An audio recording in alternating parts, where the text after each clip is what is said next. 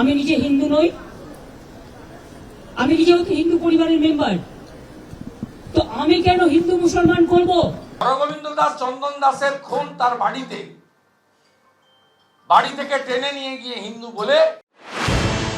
মুর্শিদাবাদে দাঙ্গা করিয়েছে কারা, কারা তা হতে দিয়েছে? 3 সপ্তাহ পর মুখ্যমন্ত্রী ও বিরোধী দলনেতার বাগযুদ্ধে ফের জোরালো হয়ে উঠল সেই প্রশ্ন। 2-3টে লোক আছে যারা এই গন্ডগোল পাকাচ্ছে, তারা নাকি বিরাট বিরাট ধর্ম নেতা। ভোট ব্যাংকের লোকেরা প্রতিনিয়ত লালপুর, বেদবোনা, জাফরাবাদ সহ যে 10টা টর্চার পয়েন্ট যেখানে ভ্যান্ডালিজম, লুট, খুন, মাননীয় ইমাম সাহেবদেরকে সামনে রেখে কি বলে এসেছিলেন, মালদা মুর্শিদাবাদে আপনারা মেজরিটি, হিন্দুরা মাইনরিটি, আমি দেখভালের দায়িত্ব আপনাদের দিয়ে গেলাম। আপনি দেখভালের দায়িত্ব দিয়েছেন, তাই হরগোবিন্দ দাস চন্দন দাস খুন হয়েছে। সোমবার নাম না করে মুর্শিদাবাদের বেলডাঙ্গার ভারত সেবাশ্রম সংঘের প্রধান কার্তিক মহারাজকেও নিশানা করেন মমতা বন্দ্যোপাধ্যায়।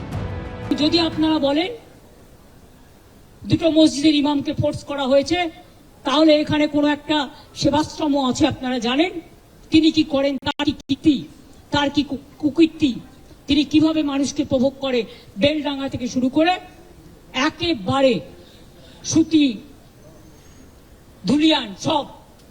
আমি কিন্তু প্রত্যেকটা কাজ জানি। যখন ওয়াকআপ নিয়ে আন্দোলন হয়েছিল, আমি শুনলাম 48 ঘন্টা লাইট নিভিয়ে রেখেছিলেন।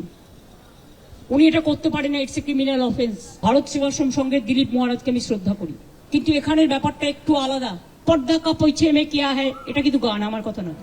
মুখ্যমন্ত্রীর এই মন্তব্যের পর মুখ খুলেছেন কার্তিক মহারাজও।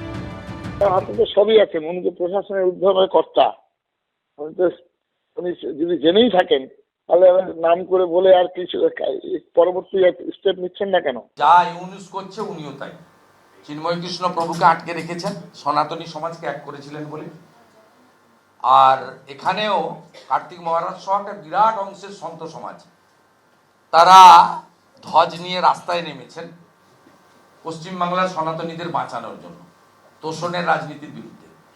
তাই নাম না করলেও বোঝা যাচ্ছে যে টার্গেটটা কার্তিক মহারাজ।